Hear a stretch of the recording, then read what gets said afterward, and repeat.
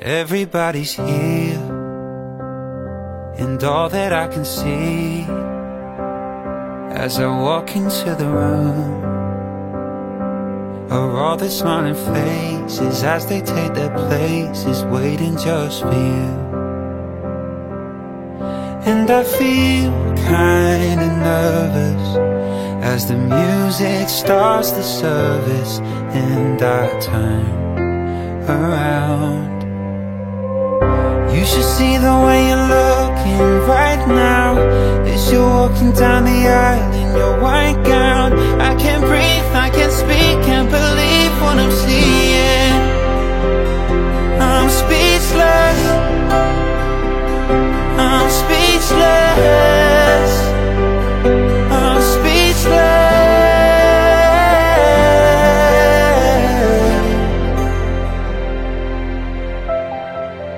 You should see the way you're looking right now as I stare into your eyes, reading my vows. I can't breathe, I can't speak, can't believe what I'm seeing. I'm speechless.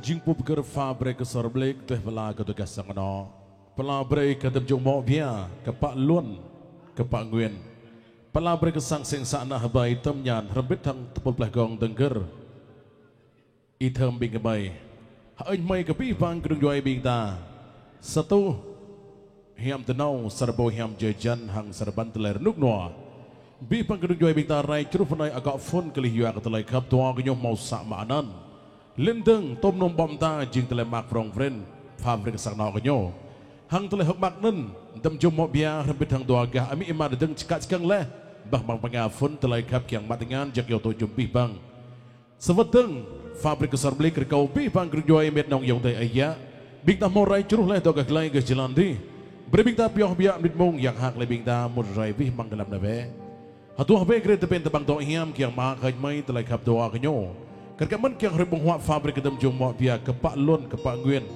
rebat nau jok tui menit mung pusang nyemhom itleh ke bi bang fung wang mangharak jak yo rak betau rekau beri ke bi bang kedung juai bing ta tui nan tersebut lagi dẫn chương trình cho phép Blix sẽ được mạng phép thay lời cho hai bên gia đình đã lời cho cô dâu chú rể ke pak nguen ke pak lun thay lời cho nhà hàng tiệc cưới tâm nhàn cùng với anh em ban nhạc của chúng tôi.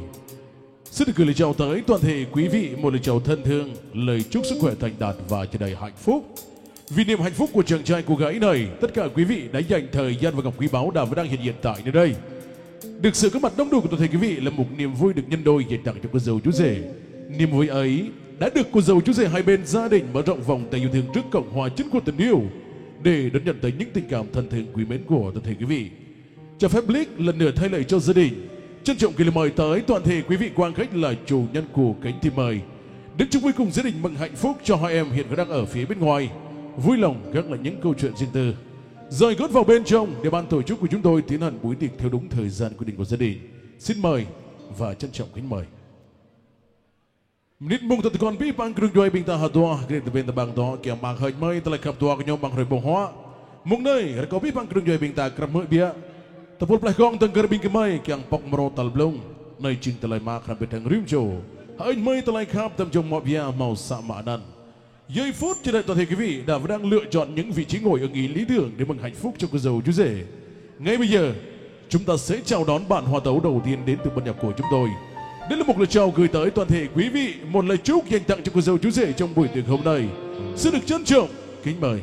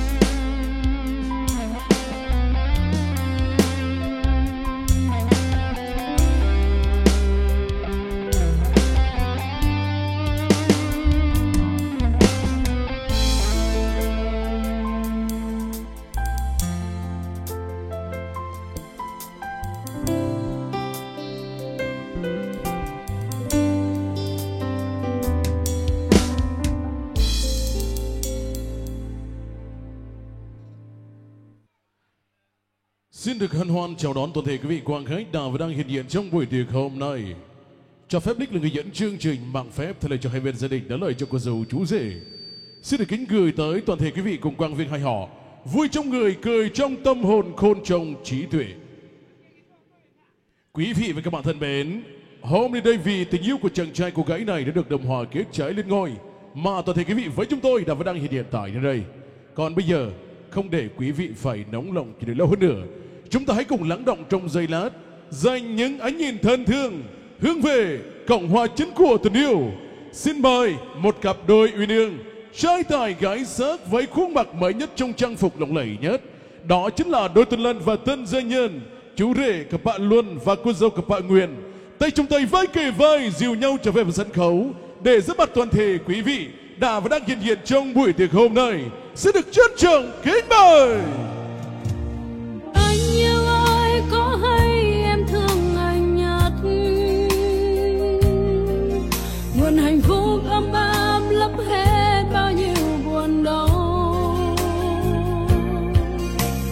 Em hỏi em có biết trái tim anh cười vì đã khiến con tim anh đã hạnh phúc hơn xưa. Tình yêu em mãi dành bằng cả trái tim cho anh, Chính bởi lòng chân thành mà anh đã tin rằng em đến đây vì anh.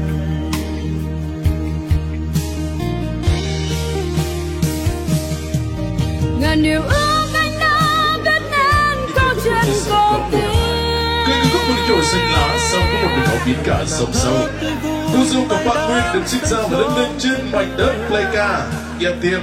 Trên xe giờ lại yêu dấu cùng sánh duyên với chú rể các bạn Luân rất là tự hào là người con người cháu cùng mảnh đất Pleipa Quao, xã Ia Bang, huyện Chư Prong, tỉnh Gia Lai. Hôm nay đây vì một chút tình duyên của đôi bạn đã thắt chặt lại mối tình thông gia với nhau. Vì thế trong ngày vui trọng đại này cho phép Blitz trân trọng giới thiệu và kính mời về phía nhà trai các ông cặp bạn Lưu và bà cặp bạn Đoi là bố là mẹ của chú rể cặp bạn Luân. Trân trọng kính mời các bác cùng trở về với sân khấu để thể hiện tình thân này. Về phía nhà gái các ông cặp bạn Bun và bà cặp bạn Vil là bố là mẹ của cô dâu cặp bạn Nguyên. Một lần nữa trân trọng kính mời các bác cùng trở về với sân khấu để có những đôi lời phát biểu cảm ơn tới toàn thể quý vị đã dành thời gian vì ngọc quý báu đã và đang hiện diện tại nơi đây.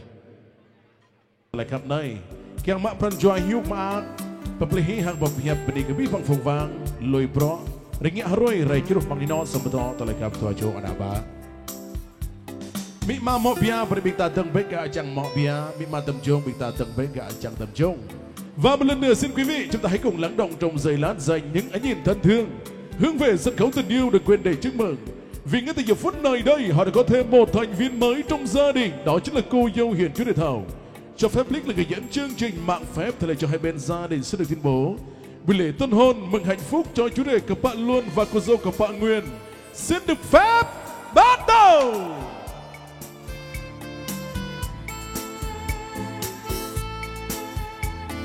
Signik lại biama ở bi bang của đường doi ra đã cờ bóc tanah chữ chan Tây Nguyên đập người bình ta lộ dạ lộ nghìn biama nơi bình ta bố ôi ô jalan bat angin thut dạ yong không rai churuh kelih yua ketelai kap tua jor kai benai lenteng kiak beni ke rim cho bing ta bo bom ta mang hino samdo telai kap nei mong nei jing popula sang ano ga dah kai ma ke nyo deh mak pran jua hiuk bak beni ke fung wang bing ta rai churuh rakau kai.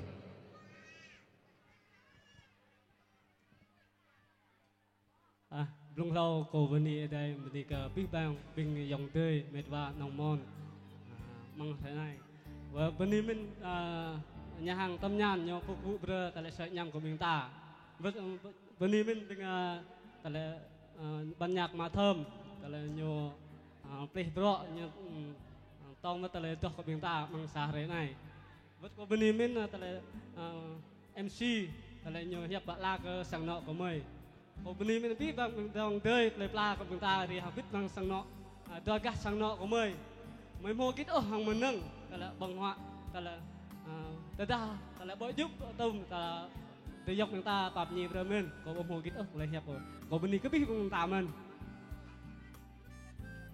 Nun jing pop hiap tom nom tabia adam pranjua ama dam jong yang pela breka tugas sarno kenyo hawai hang telai beni breka bi bang yom dai bingta. Sikni klak biama abi bang fung wang telai pah tengan nanui bingta bujing rai hoi ringia jen blai o telai pah tengan yang breka menuh mihiap maak lok bi bang deng. Fung wang bingta nomor bit of fa breka ai savat hang telai pah tengan prong pren. Được sinh ra và lớn lên trong vòng tay yêu thương của người cha, trong tình yêu thương bao la của người mẹ, có được hạnh phúc như ngày hôm nay không thể quên được ân nghĩa sinh thành đó. Bây giờ thể hiện điều đó, xin mời cô dâu chú rể sẽ được cầm 2 ly rượu đầu tiên và dâng lên mời bố mẹ bên chú rể trước. Và bây giờ xin mời quý vị chúng ta hãy dành những cái nhìn thân thương hướng về sân khấu để chứng kiến chú rể mời bố, cô dâu mời mẹ. Có biết bằng cái đường doai bình ta lặng đen bài năm nay kiang em lặng tổ chung. Dom jong pre-ama nya doa katangan mo bia pre-mi harambit lang na popo chupin kuai film kamera di kiang panal aduh pedok doji harambit hak ami harambit hak ama kecok nen mi ma nya matangan hawa kecok nen ada kau dom jong mo bia deh ma doa cok tal doa deng popu bredi ke mi ma sakano gah mo bia deh deng ada kau dom jong mo bia harambit hak doa gah mi ma bingta lang na popo chupin kuai film kamera di kiang makruf hiam kelak manghroi bohwa.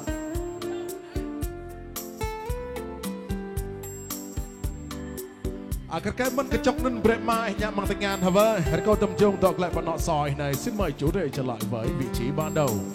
Là người dẫn chương trình muốn tạo điều kiện cho hai bên thông gia kết tình thông gia thân mật keo sơn bền vững hết nữa. Bây giờ xin mời các bác đối diện với nhau.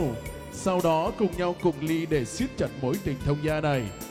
Bingta mực của chỗ mong xa kru beklau me họ đưa ra bingta rambit petut chok nau rai kelihuan telah kap tua cho ada ba.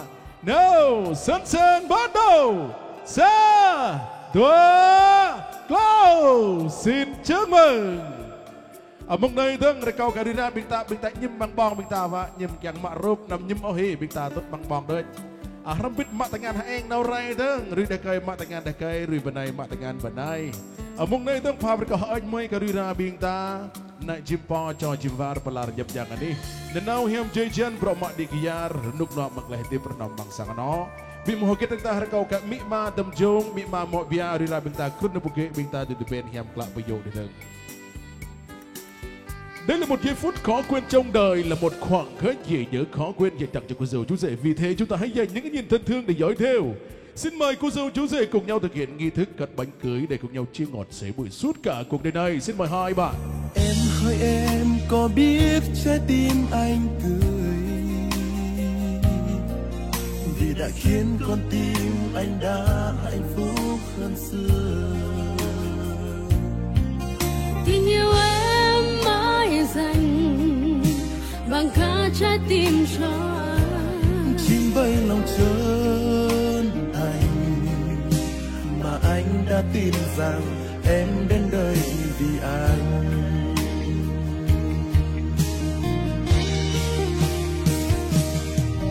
Ngàn điều ước anh đã viết nên câu chuyện cổ tích, là nàng thơ tươi vui mai đắm say trong thiên đường và cho anh mắt với câu ngân nga hòa cùng ánh nắng mai. Hãy giang đôi tay nắm lấy, nguyện cùng em vẽ nên tình yêu chúng ta tuyệt vời. dòng khắp ơi thâu mơ tới khắp dòng lũ, lời mặc lâm hi viết lời niên ra làm pran cho. Ở đây cầm thâu mơ ta dòng tộc lao giờ từ dân tay bố mặc qua lại lo so đường lời khắp dòng na nào hàng vi pran cho cơ tới viết nên lời khắp rong dùng thôn cram tới rai ní mẹ đi xóa dòng.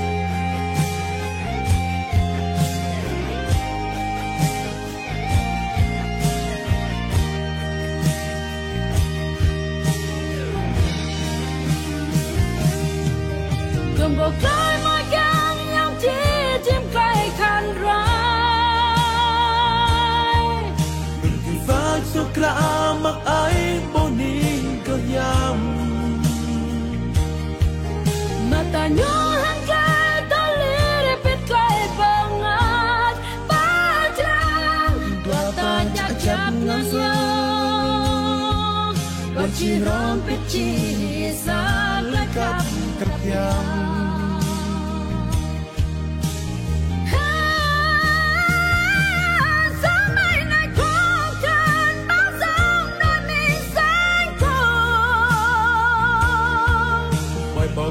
ngăn cạnh đó sẽ tan thành khói mây. Em và nước mình cùng hát vang khúc ca hòa vào nắng ấm nắm lấy đôi tay này. Mình cùng viết lên câu chuyện luôn tuyệt vời mãi mãi.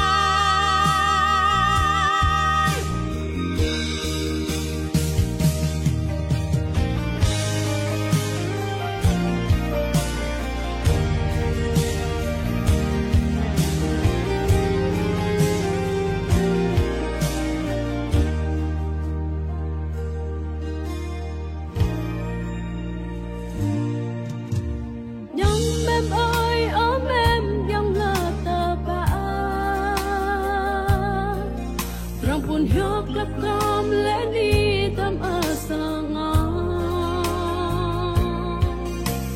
ơi ở mềm lên núi nhông nhúc chúc hàng và trong mềm đừng on cơm tôm bên trước cơm nào trong mềm ó bờ chào đi câu chân cười rồi chân ngầm giống nhom cơn gió ở vĩ giấc năm từ tay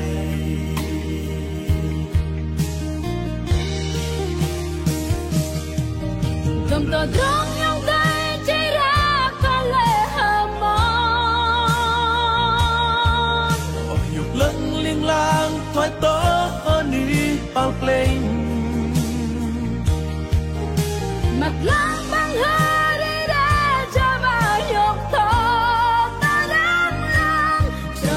băng tiro về không băng ô ha mệt rong mềm với pha lòng rò nhung mềm ơi ấm em nhung lờ tờ ba rong cuốn hước lấp gom lẽ đi tâm ở sờ ngó ơi lên núi nhông hiu chúc hàng trong đêm đừng on tương tương tìm trước năm nào trong đêm nhau bố chào đi á câu chăn cờ nhỏ rồi chờ ngầm giống đi dòng gần gió ở vì giác năm khởi tay cầm tờ trắng nhung đây chỉ ra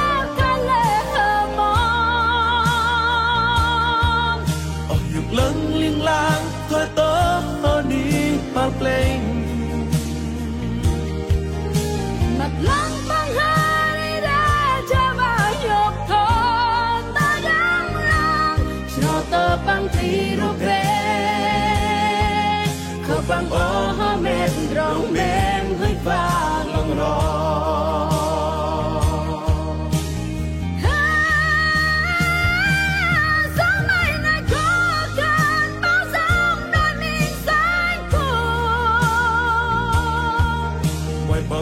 ngăn cạnh đó sẽ tan thành khói mây. Em và nước mình cùng hát vang khúc ca hòa vào nắng ấm nắm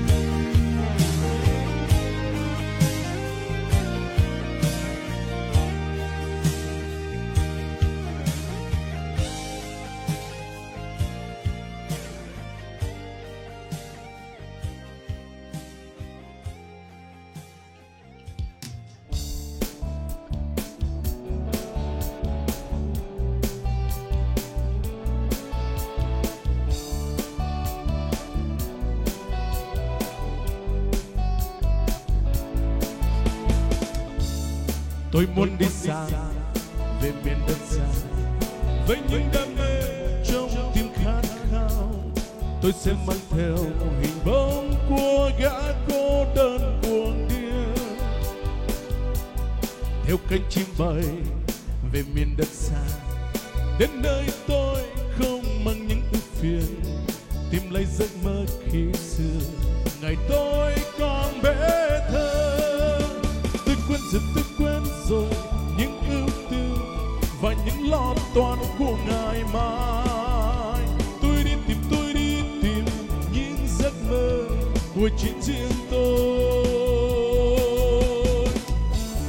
theo cánh chim bay về miền đất xa, đến nơi tôi không mang những ưu phiền, tìm lấy giấc mơ khi xưa ngày tôi còn bé thơ. Tôi quên rồi những ưu tư và những lo toan của ngày mai. Tôi đi tìm những giấc mơ của chính riêng tôi.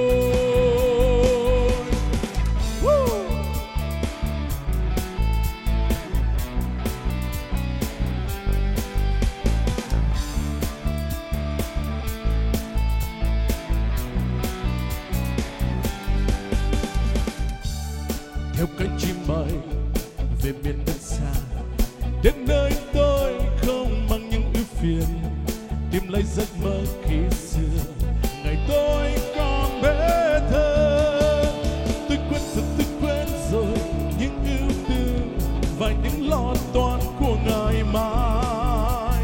Tôi đi tìm những giấc mơ của chính riêng tôi. Tôi quên rồi những ưu tư và những lo toan của ngày mai. Tôi đi tìm những giấc mơ của chính riêng tôi. Tôi quên rồi những ưu tư và những lo toan của ngày mai. Tôi đi tìm những giấc mơ của chính riêng tôi.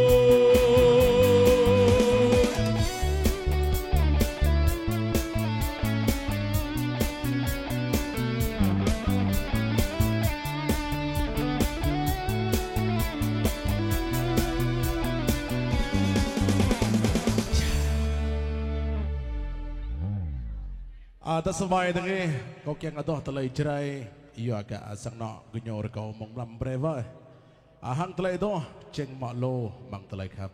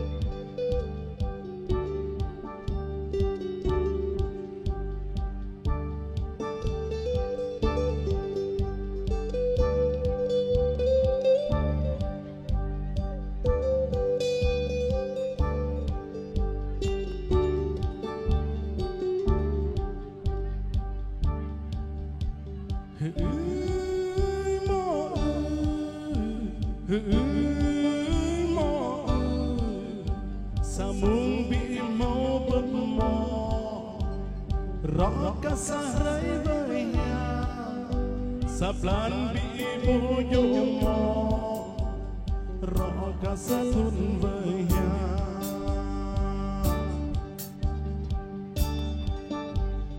đam đau chết mỏi mang nhạc to pemimpin ke mall đam đau pro like a hane rõ bập mò hane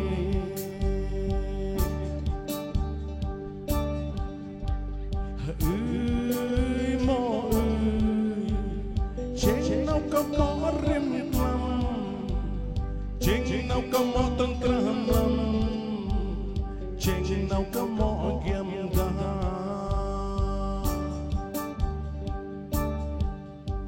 Terdampak kadam satu khul juta mereka serba pelau ia temrekan serban jalan hang bedu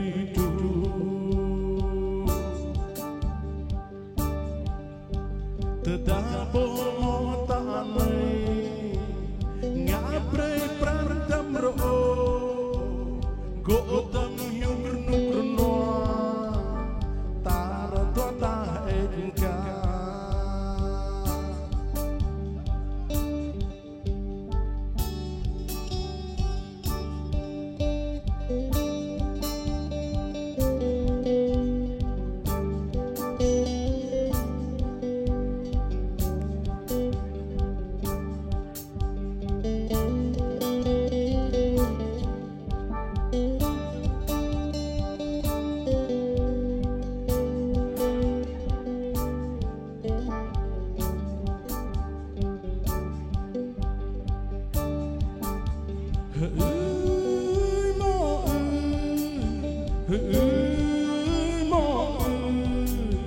Sambung bị mô bập mô rõ cả sarai với nhà sắp lát bị bố nhộ mò rõ cả sát thôn với nhà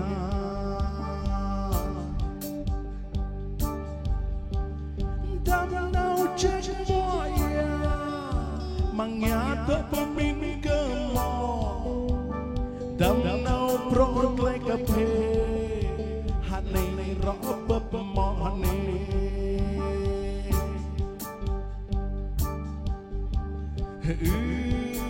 mò trên nào có mò rim lam trên nào có mò tư kra lam trên nào có mò giam ta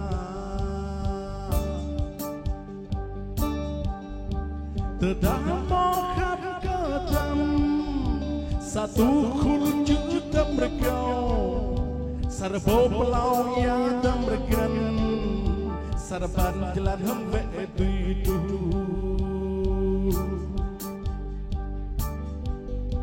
terdampak motanai ngapre prantam ro godang yung grunuk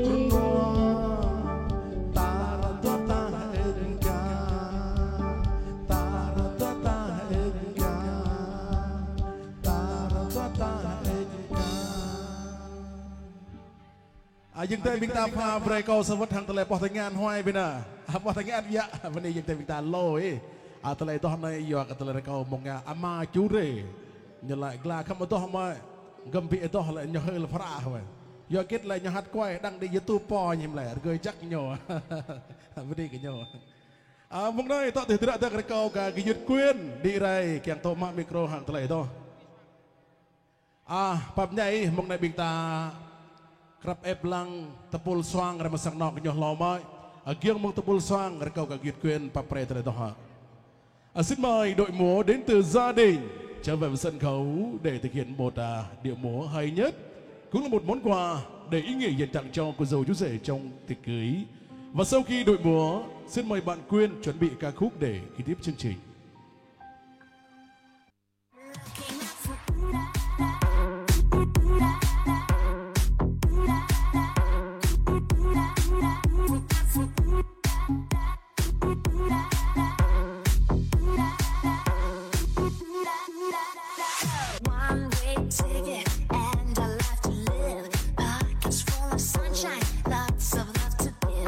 Longing for your kisses, longing for your arms to be held.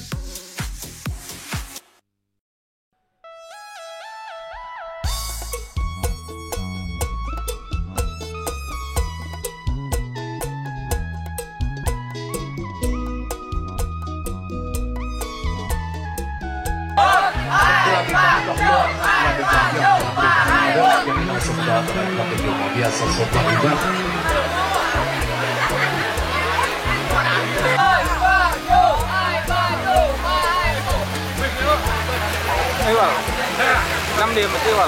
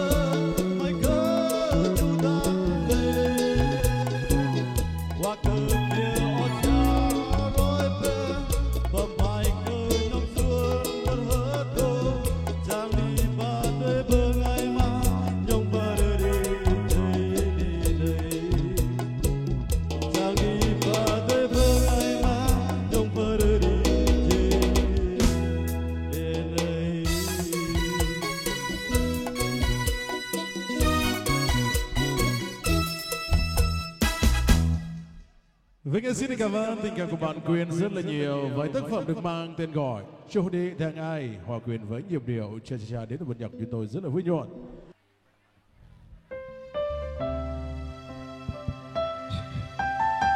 Xin cùng bị bang mẹ đong dòng thời nêu va bình ta đó bỏ tai thì bỏ nút thì ai ta mưa tham bội còn chẳng đó bên đi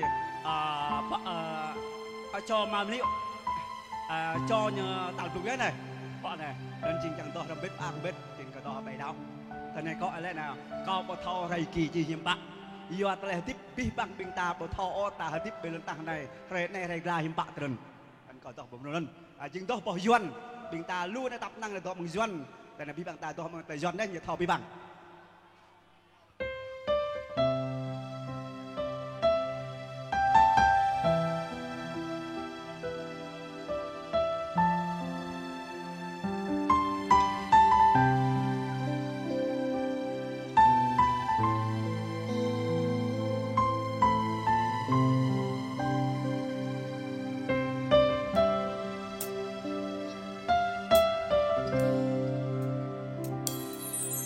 không biết ngày mai sẽ thế nào. Tôi chỉ sống với mỗi một ngày, tôi không mơ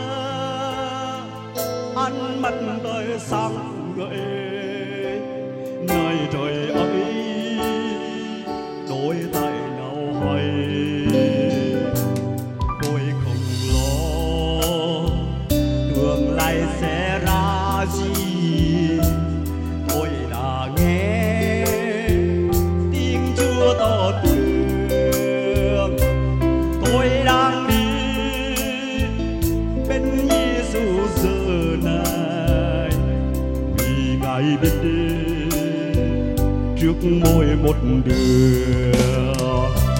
Tương lai tôi còn có bao nhịp điệu, tôi không hề lắng lo làm sao.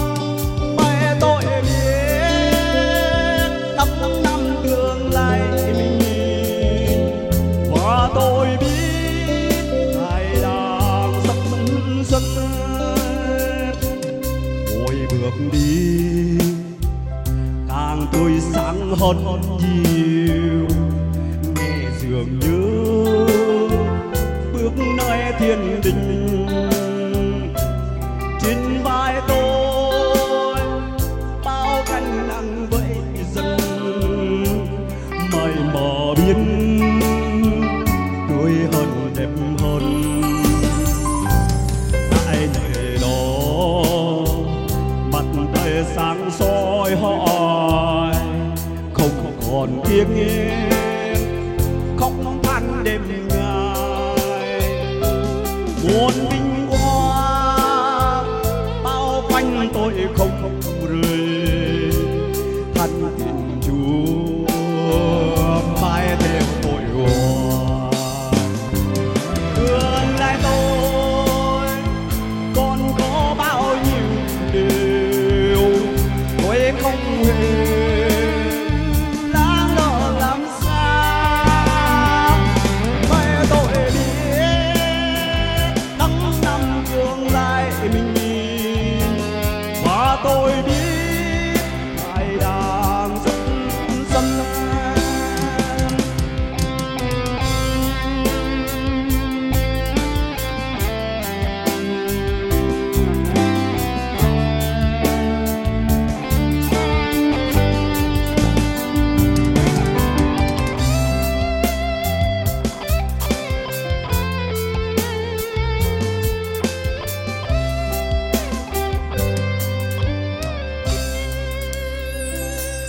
Tôi không biết ngày mai sẽ thế nào, hoặc nghèo khổ hay luôn no lành.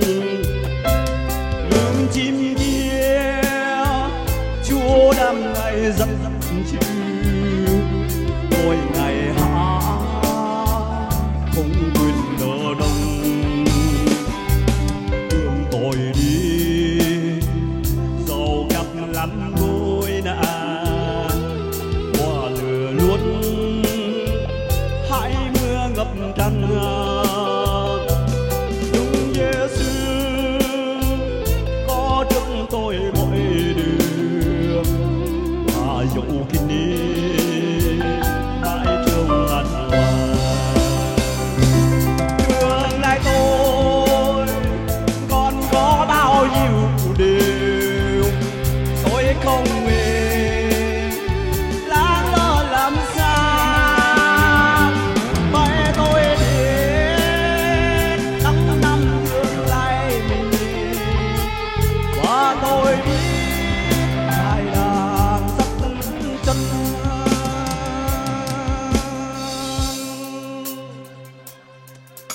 Xin cô bí bang bét đông dòng đầy ở bên đi và là bạn cho tỏ số đến sắp bài này. Cô bí bang làm gì? Abin ni ai lo via mai hai mai ai na nau hiam jajan dip long ram bit hak na cho che bing ta deng hang tlai to yuk mak prong pen fa brai tlai kap tum jung mo via mung nei to tu hidra kau ka ami thức dang di ra benap nai kyang ga to ma micro hang tlai to. Và bây giờ xin mời Mỹ Thức trở về sân khấu để tiếp cận micro của chúng tôi để cất lên những bản tình ca mà bạn yêu thích dành tặng cho cô dâu chú rể ngày cưới.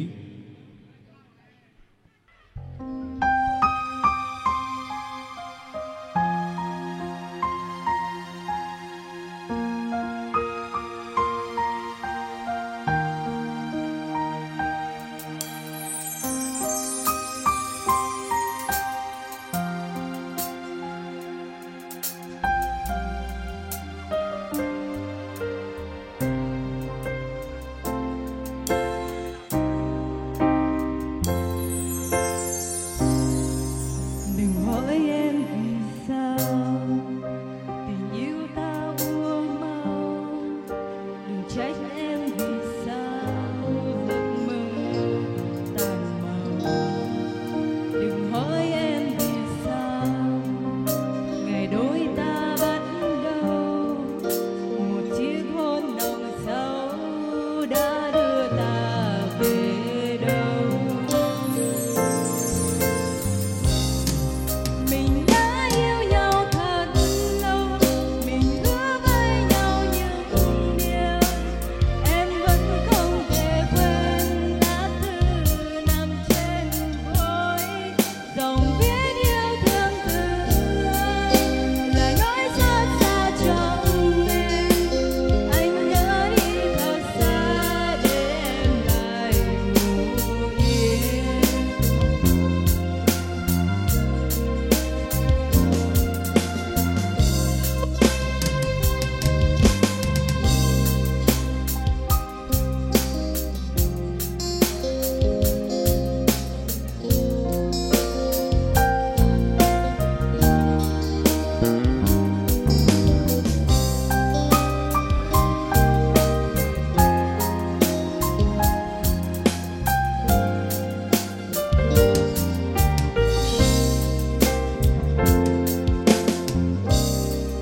Đừng hỏi em giờ sao, giờ em như thế nào. Đừng cố va vào nhau nỗi đau ngày nào. Đừng trách em vì sao lặng im trong nỗi sâu. Mình có vui gì đâu nếu ta không còn nhau. Mình đã yêu nhau thật lâu, ta không phản. Em vẫn không thể quên đã từ nằm trên gối, dòng viết yêu thương từ là nói xót xa trong em. Anh lỡ đi thật xa để em lại ngủ yên. Mình đã yêu nhau thật lâu, mình hứa với nhau những điều em vẫn không thể quên. Lá thư nằm trên gối, thương từ là nói xót xa trong em. Anh nỡ đi thật xa để em lại ngủ yên.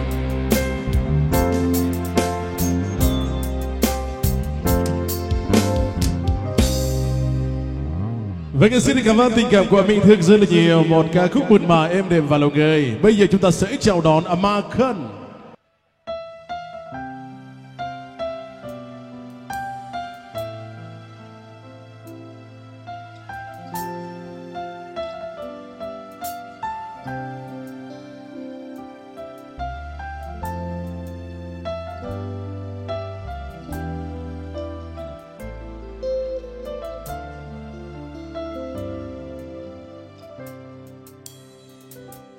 Ngày là vui, tâm linh này tìm kiếm Giêsu. Ngày là Chúa, cả cuộc đời lòng con hát khê. Dù trong lúc khó khăn còn dựa nương ở trong cánh tay Ngài, Giêsu ban cho con bình an. Dù sóng gió đón vây chặt mỗi bước đi, trong tay Chúa chẳng kinh sợ hay lo lắng chi. Lòng con sẽ luôn tin cậy vào danh Chúa và luôn đắc thắng. Chọn Giêsu thôi, đứng về phía Ngài mà thôi. Xin Chúa ban ơn và đi với con. Xin giúp con đây ngày càng giống Cha.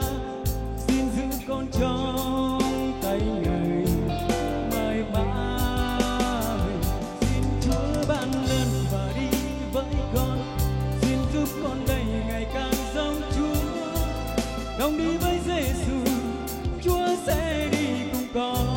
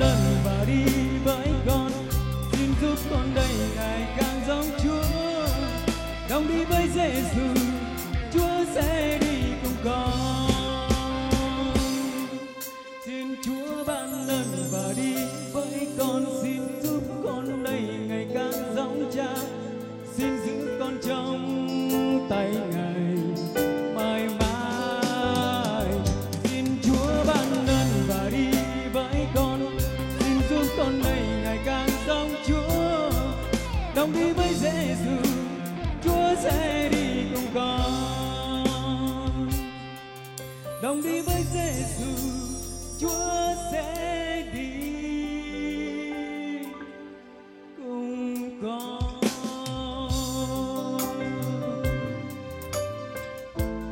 Đi.